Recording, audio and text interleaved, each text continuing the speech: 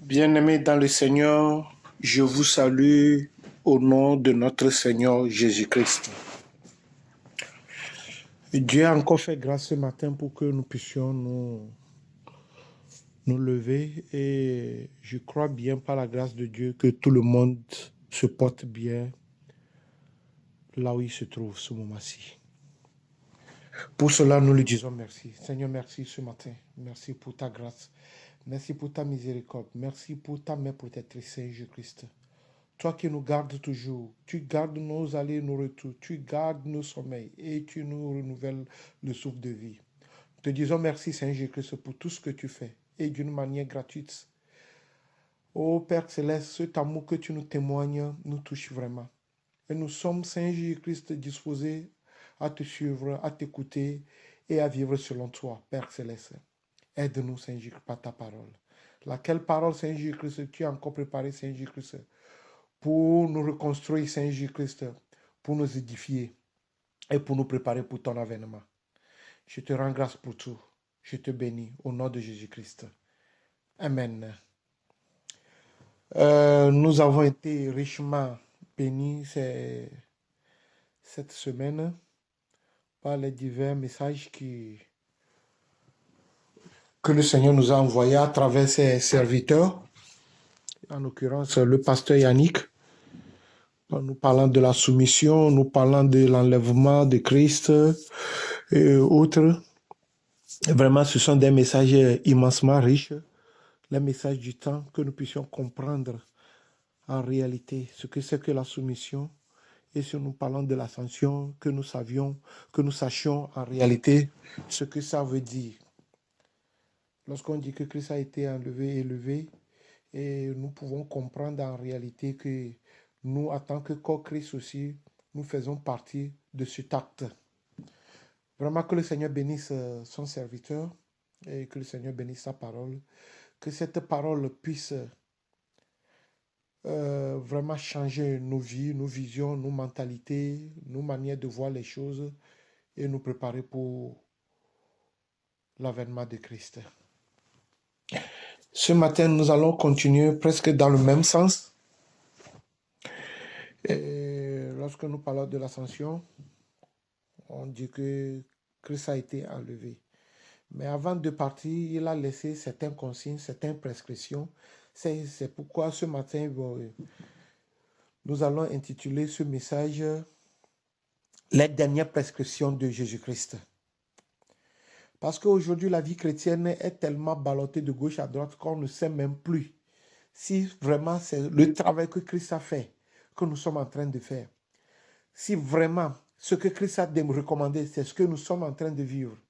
Ce que les disciples ont fait, les apôtres ont fait, ce que nos prédécesseurs ont fait, la manière dont ils ont servi, la manière dont ils ont suivi, la manière dont ils se sont donnés. Est-ce que c'est la même manière que nous aussi nous voyons les choses aujourd'hui? Ou bien le ventre est devenu un autre Dieu pour nous, que nous ne faisons que prêcher nos ventres. Nous ne faisons que prêcher le matériel. Nous ne faisons que suivre le matériel. Nous ne faisons que suivre notre ventre. Mais avant que Christ ne soit levé, il a dit des choses. Et ces choses-là sont capitales pour notre marche chrétienne. Nous allons tout de suite aller dans Matthieu. Nous allons dans Matthieu 28. Matthieu 28, verset 19 à 20. Matthieu 28, verset 19 à 20. La Bible nous dit: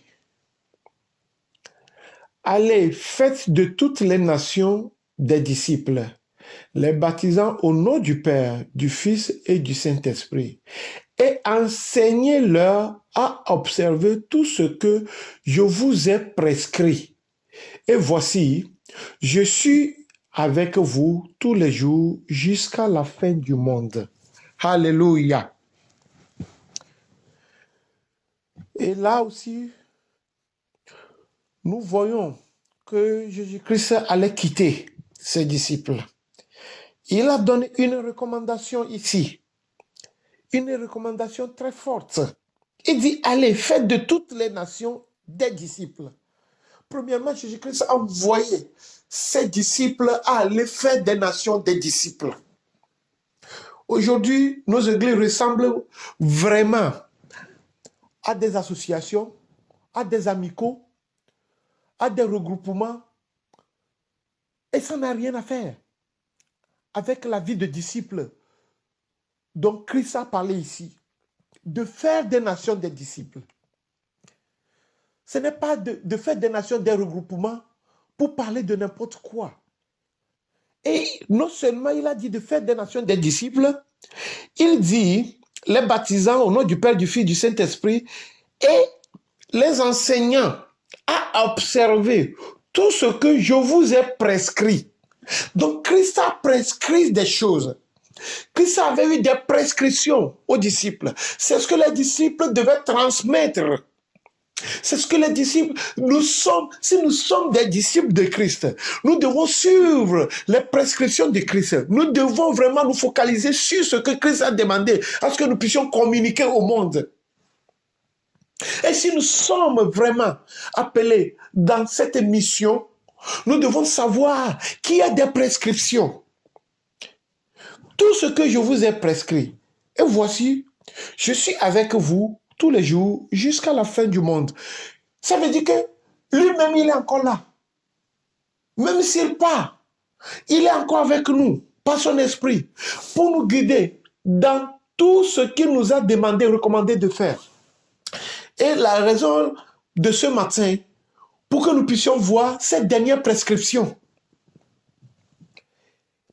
Il a prescrit certaines choses, des choses capitales pour la marche chrétienne, des choses nécessaires, importantes, pour que nous puissions évoluer avec lui. Les choses sans lesquelles personne ne peut dire qu'il est disciple de Christ. Alors, sans plus tarder, nous allons voir cette dernière prescription dans Luc 24, versets 46 à 47.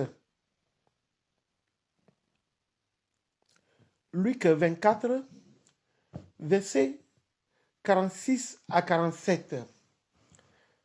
Et il leur dit, ainsi il est écrit que le Christ souffrirait et qu'il ressusciterait des morts le troisième jour, et que la repentance et le pardon des péchés seraient prêchés en son nom à toutes les nations. Waouh! Gloire à Dieu. Seigneur, nous te bénissons pour ta parole. Nous te glorifions. La parole a été très claire et nette. Nous avons vu la crucifixion de Christ. Nous avons vu la souffrance de Christ premièrement. Nous avons vu sa crucifixion. Nous avons vu sa résurrection. Et maintenant, on dit qu'après cette résurrection, il y a des prescriptions. Nous allons parler de la repentance et le pardon du péché à toutes les nations. Voilà les prescriptions, les recommandations fortes de dernière minute que Christ a laissées avant de partir. Et ce moment-là, il était sur le point de disparaître. Sinon, on peut continuer le texte. Le 48e dit, « Vous êtes témoins de ces choses. Et voici, j'enverrai sur vous ce que mon Père a promis. Mais vous, restez dans la ville jusqu'à ce que vous soyez revêtus de la puissance d'en haut. » Il les conduisit jusque vers Béthanie et ayant levé les mains, il les bénit. Pendant qu'il les bénissait, il se sépara d'eux et fut enlevé au ciel.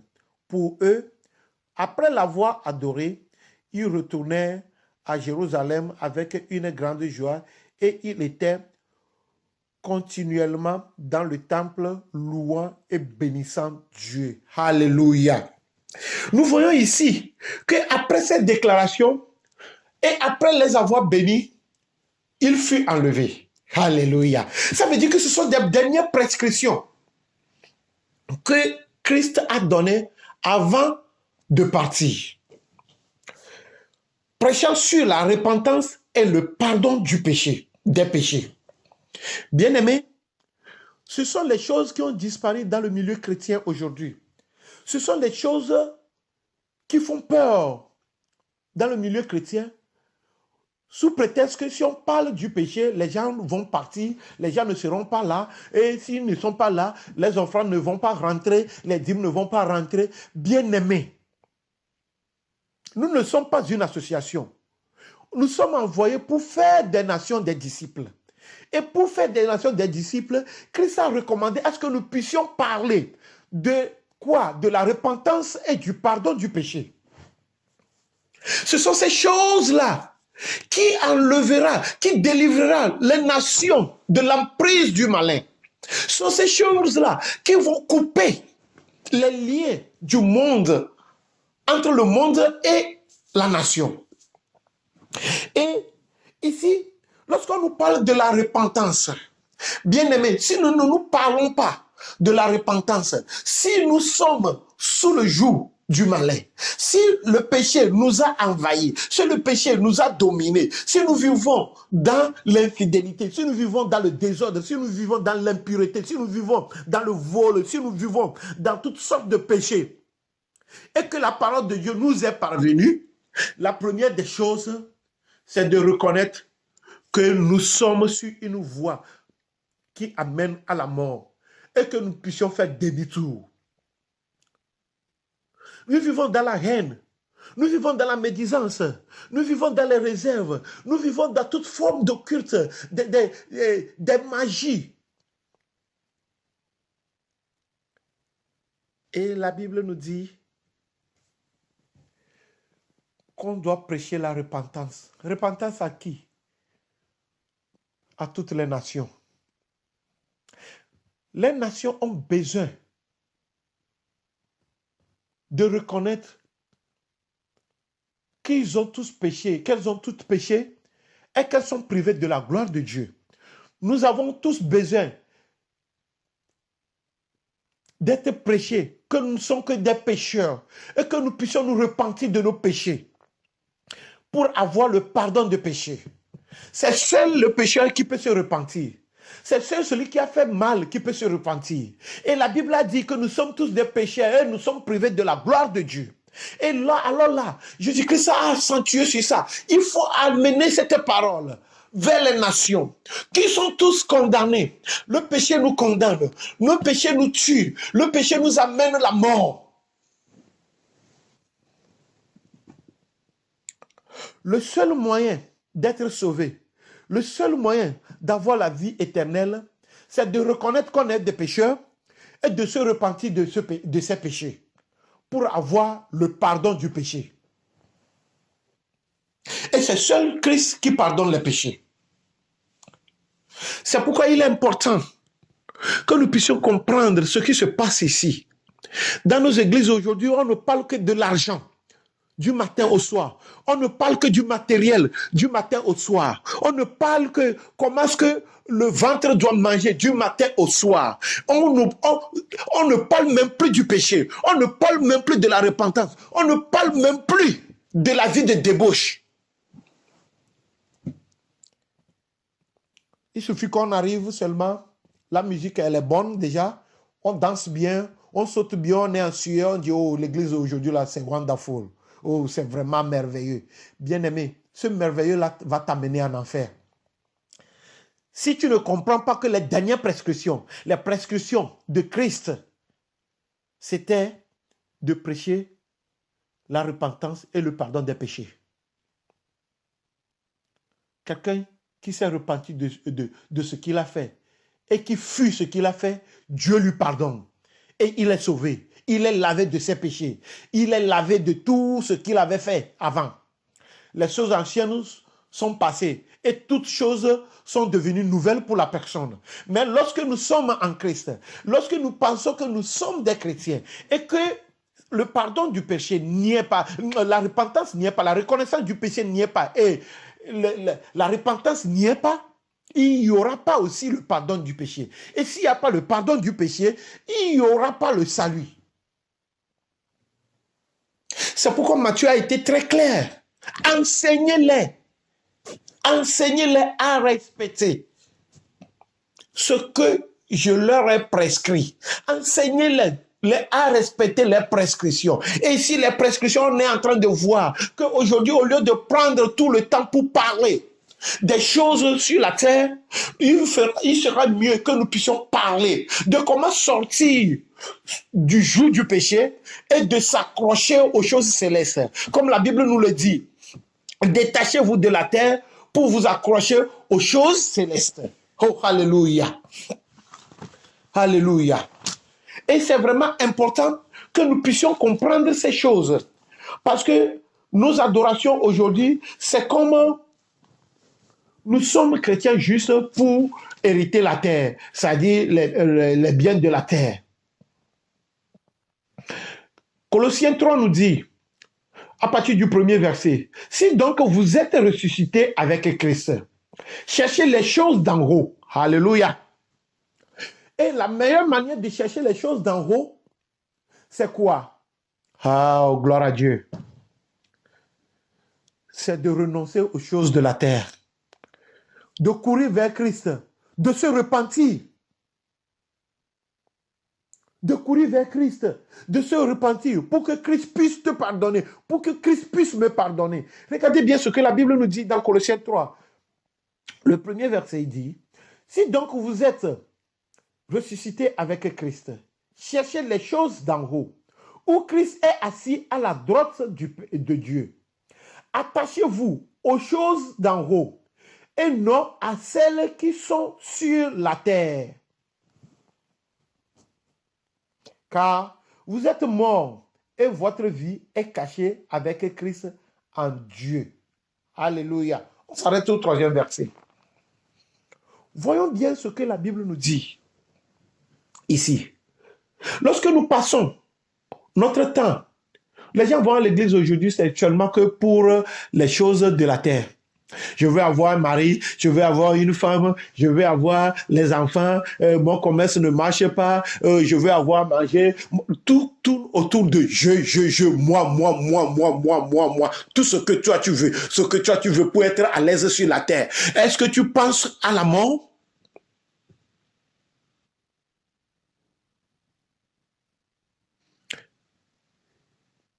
Et si plusieurs fidèles des églises, je ne vais pas appeler ça disciples, plusieurs fidèles des églises s'attachent à ces choses parce que les dirigeants les amènent sur ce chemin. Au lieu que les serviteurs puissent parler du royaume, puissent leur dire de se détacher des choses de la terre pour s'attacher aux choses d'en haut, de courir vers Christ, renoncer à leur vie de débauche, renoncer à leur vie de désordre, renoncer à leur vie d'impureté, renoncer à leur vie qui ne plaise pas à Dieu. On dit Dieu va faire tout. Dieu a dit qu'il a écouté ton cri. Dieu dit que bientôt, cette année-là, c'est ton année. Dieu a dit que tu auras beaucoup d'argent. Dieu a dit que telle chose, sinon c'est ta tante qui t'a bloqué. On va prier. Alors que la personne vit la vie de débauche. Dieu n'a pas vu ça. Je suis la femme de truc, je vole, je suis dans l'escroquerie. Le serviteur de Dieu, tout ce qu'il voit, c'est que ton escroquerie va t'amener à devenir riche. Continue seulement, je vais prier pour toi. C'est bizarre. C'est bizarre. Lorsqu'on nous a dit de prêcher sur le péché, le pardon, quitter le péché, se repentir, et pour avoir le pardon du péché, voilà le serviteur lui dit, c'est le péché qui va te rendre à l'aise. Alors continue. Alors vis dans le péché, vis dans le mal. Bien-aimé, Christ avant de partir a donné des prescriptions. Et il a dit de respecter ces prescriptions. Enseignez-les à respecter. Enseignez-les à vivre ces prescriptions. Enseignez-les à dépendre de ces prescriptions. Et ici, on dit, détachez-vous des choses d'en bas. Dans Colossiens, ça a été très clair. Cherchez les choses d'en haut, où Christ est assis à la droite de Dieu. Attachez-vous aux choses d'en haut. Alléluia. Nous devons nous attacher aux choses d'en haut. Celui qui est attaché aux choses d'en haut, facilement peut se détacher des choses d'en bas. Or, ces choses d'en bas, c'est ces choses-là qui nous entraînent dans le mal, dans le péché. On se piétine, on marche. Si je dois marcher sur toi avant d'avoir ce que je dois, oh, il n'y a pas de problème. Et comme Philippiens 3 nous dit, nous nous comportons en ennemi de la croix de Christ. Nos comportements aujourd'hui, c'est contre la prescription de Christ. Oh, alléluia. C'est contre la prescription de Christ. C'est contre tout ce que Christ a dit. Aujourd'hui, on s'en fout de ce que Christ a dit. Tout ce qui est important pour nous, c'est de pouvoir dire que nous sommes arrivés dans ce monde. À quoi c'est de tout gagner lorsque ton âme va en perdition?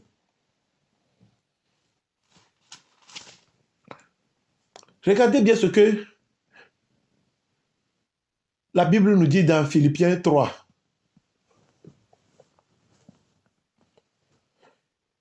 Je lis à partir de 17. Philippiens 3, 17 à 19. Soyez tous mes imitateurs, frères, et portez les regards sur ceux qui marchent selon le modèle que vous avez en nous. Alléluia. Portez les regards sur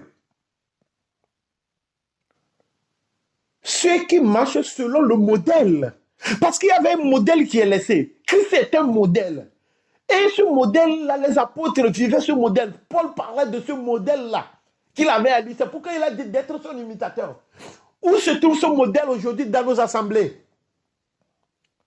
Ce modèle dont Paul est en train de parler.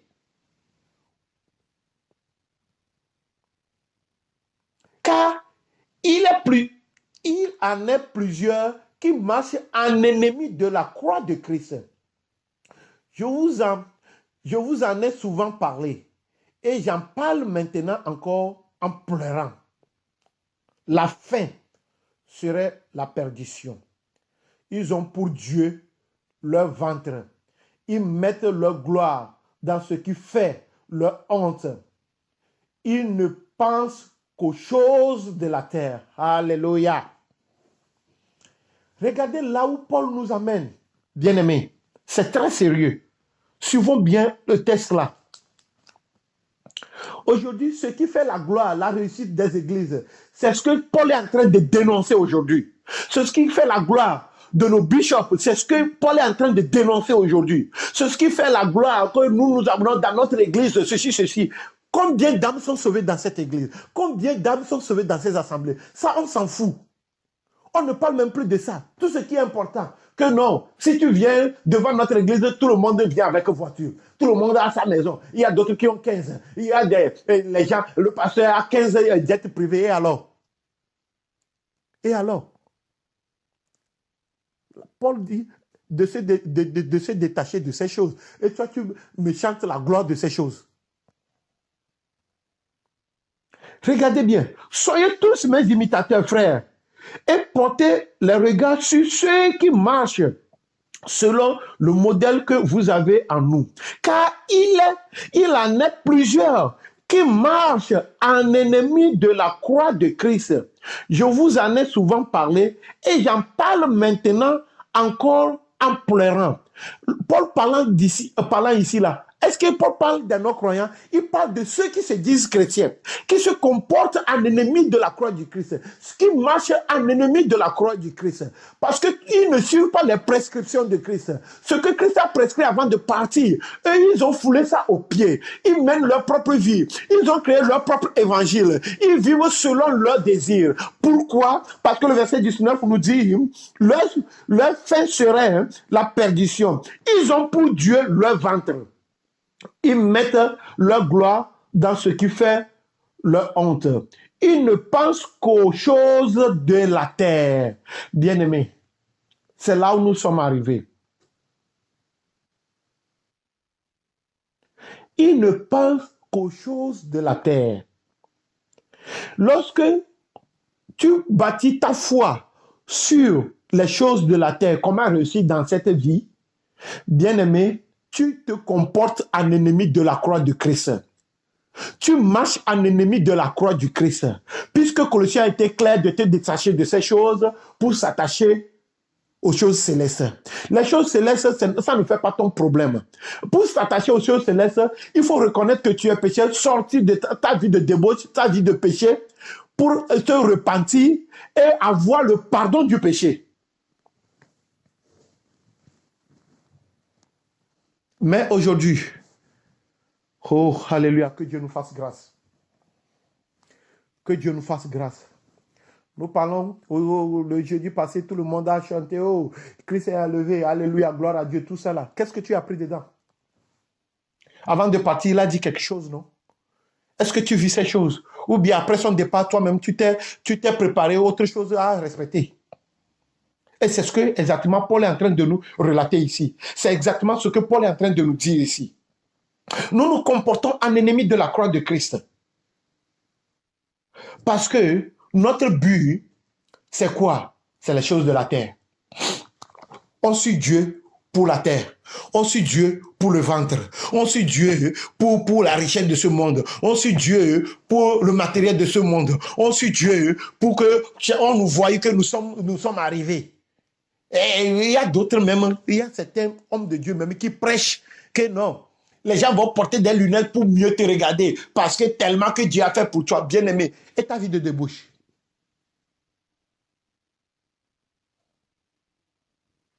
Si tu suis Dieu pour les choses de ce monde, je vais te dire que les gens de ce monde ont des choses de ce monde plus que toi. Alors tu es au mauvais endroit. Si tu veux suivre Dieu, c'est pour le salut de ton âme. Si tu veux suivre Dieu, c'est pour avoir la vie éternelle. Si tu veux suivre Dieu, c'est pour hériter le royaume.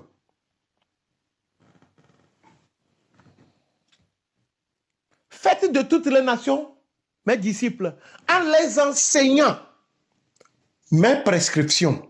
Voilà ce que Christ a dit. Et les prescriptions de Jésus-Christ, voilà ce que nous sommes en train de vivre. La repentance et le pardon des péchés. Où sont ces choses-là aujourd'hui? Où sont ces choses-là aujourd'hui? Nous sommes encore attachés au péché, à la terre. Nous sommes encore attachés aux biens matériels qui nous entraînent à demeurer dans le péché. Et si nous voyons ce que la Bible nous a dit dans Acte 2, nous lisons vite Acte 2, 38 à 40. Regardez ce que Pierre, on a parlé de ce que Paul a dit. On parle aussi un peu de ce que Pierre aurait dit après son discours.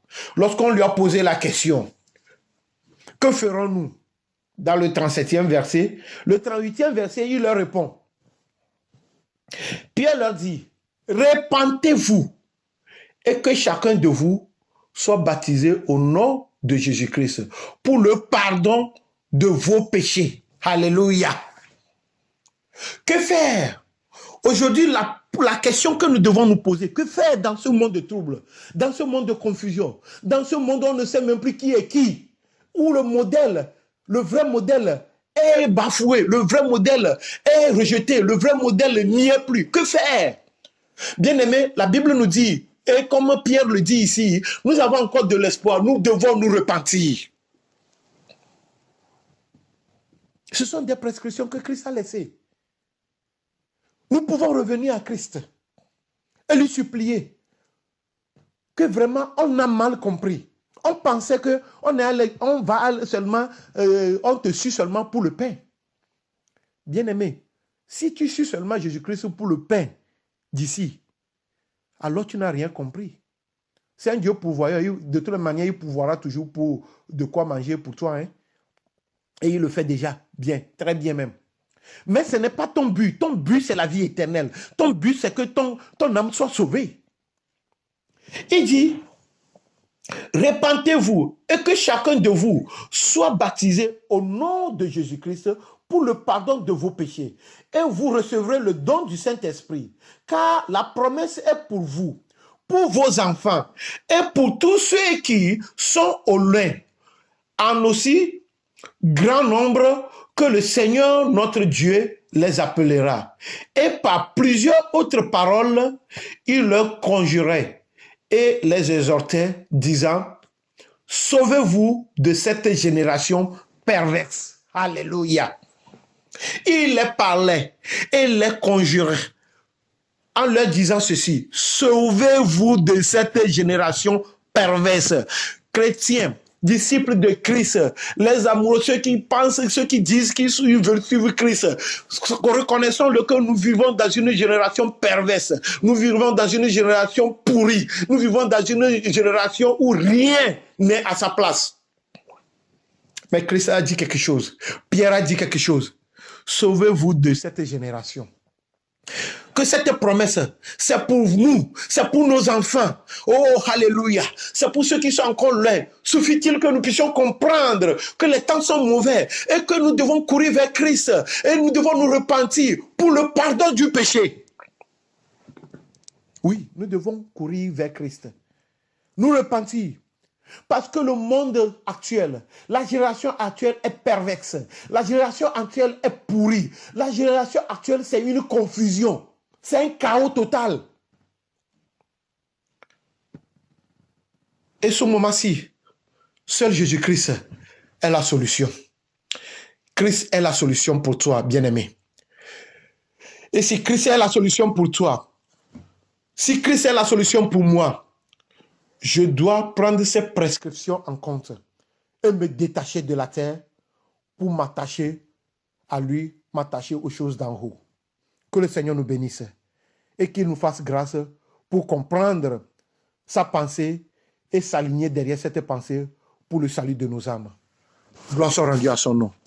Amen.